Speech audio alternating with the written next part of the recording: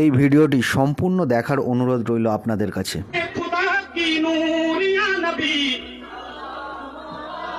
আপনি আল্লাহর কথা শুনবেন, রাসূলের কথা শুনবেন, নাকি বেদাতীদের কথা শুনবেন? আল্লাহর কথা কথা বলেন। দরুদ আপনি পড়বেন, ঠিক আছে, কোনো সমস্যা নাই। আপনি আল্লাহর জন্য দাঁড়িয়ে কিয়াম করবেন, কোনো সমস্যা নাই।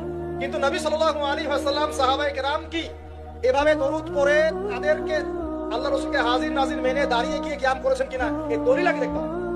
ঠিক। যদি দলিল পাওয়া যায় করবেন, পাওয়া যায় না টাটকা বেদাত করা যাবে না। কোরআন এবং সুন্নাহ যা বলেছে অকাট্য সত্য তাই করতে হবে। এই কাজের পিছনে যদি দলিল পাওয়া যায় কাজ করবেন, যদি দলিল পাওয়া না যায় তারপরেও যদি আপনি করেন, আপনি টাটকা বেদাতি মানুষ। ঠিক। বেদাতি মানুষের সাথে তর্ক করার মতো কুরুচিও আমাদের কাছে নাই। বেদাতি কাজ সম্পর্কে আল্লাহ রাসূল কি বলেছেন শোনেন। এক নম্বর, বেদাতি হাউজে কাউসারের পানি পাবে না।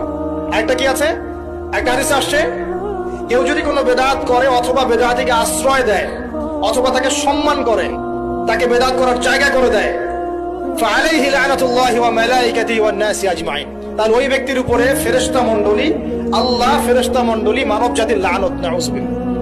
একটা হাদিসে আসছে যে কেউ যদি কোনো বেদাতিকে সম্মান করে, সে যেন ইসলাম ধ্বংস করার কাজে সাহায্য করে।